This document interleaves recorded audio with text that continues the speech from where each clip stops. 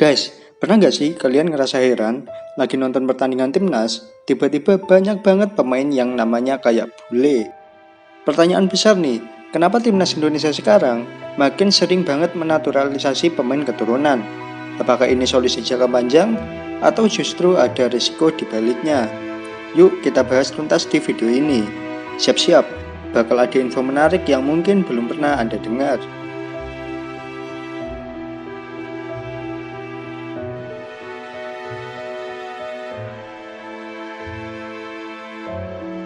Sebelum kita bahas fenomena yang lagi ngetren sekarang, kita balik dulu ke sejarahnya.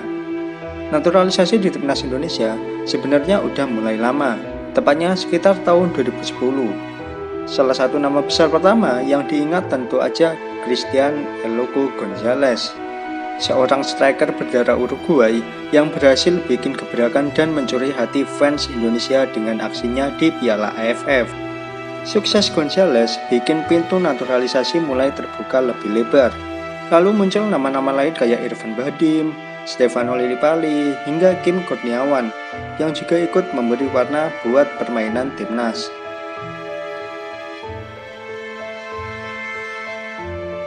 Nah, tapi belakangan ini bukan cuma pemain asing yang dinaturalisasi, tapi juga banyak banget pemain keturunan Indonesia yang lahir di luar negeri. Kenapa bisa gitu?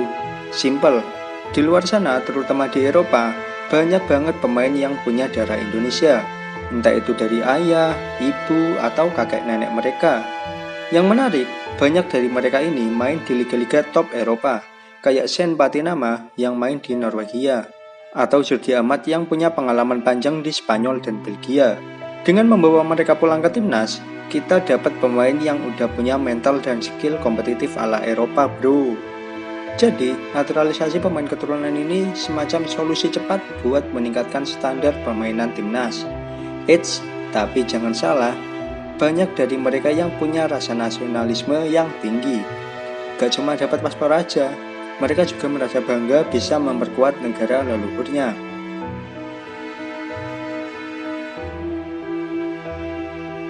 Kalian tahu nggak, salah satu alasan besar kenapa Indonesia gencar banget menaturalisasi pemain keturunan? Karena Indonesia punya target besar di masa depan, mulai dari ingin menjuarai Piala AFF, bersaing di level Asia, hingga mimpi besar tampil di Piala Dunia. Tapi untuk mewujudkan itu, Indonesia butuh peningkatan kualitas yang signifikan. Jadi, naturalisasi dianggap sebagai cara tercepat untuk mengejar ketertinggalan kita dibanding negara-negara lain. Bisa dibilang saat ini Indonesia berada di fase transisi.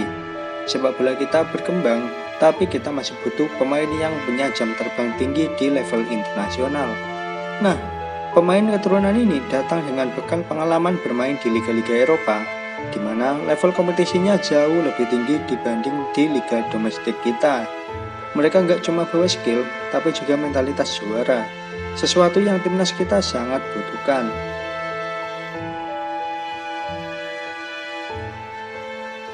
Oke, tapi pasti banyak dari kalian yang bertanya, lalu gimana dengan pemain lokal?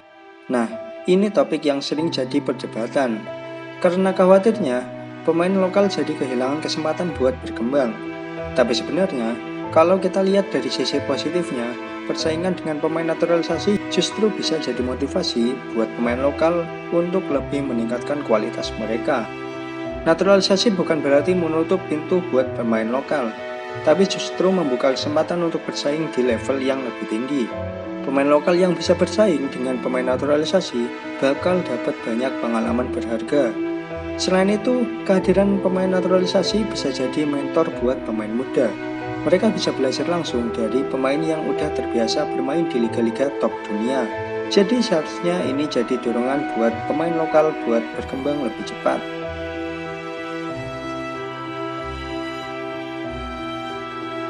Tapi, kita juga nggak bisa nutup mata soal tantangan yang ada.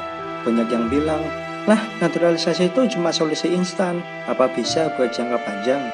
Ini pertanyaan yang valid banget.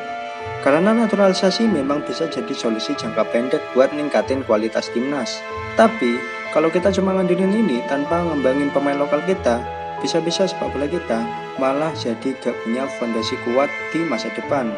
Naturalisasi seharusnya cuma jadi salah satu langkah strategis. Pemerintah dan PSSI juga harus tetap fokus ngembangin sistem pembinaan pemain muda di tanah air. Kita nggak bisa terus-terusan ngandelin pemain luar negeri. Akademi sepak bola harus ditingkatin, kompetisi lokal harus lebih profesional, dan pemain muda harus punya akses ke fasilitas latihan yang memadai. Jadi, naturalisasi adalah solusi sementara pembinaan lokal tetap jadi prioritas utama.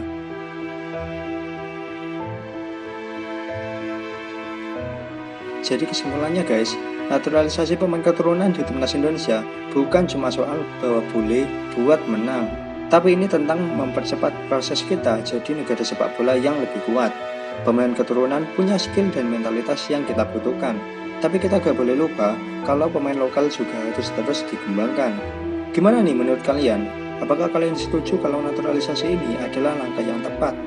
Atau kalian punya pendapat lain? Yuk kita diskusi di kolom komentar. Gue pengen dengar pendapat kalian semua. Thank you udah nonton sampai akhir. Kalau kalian suka sama video ini, jangan lupa klik tombol like, share ke teman-teman kalian, dan yang paling penting, subscribe channel ini biar kalian gak ketinggalan update terbaru seputar sepak bola Indonesia.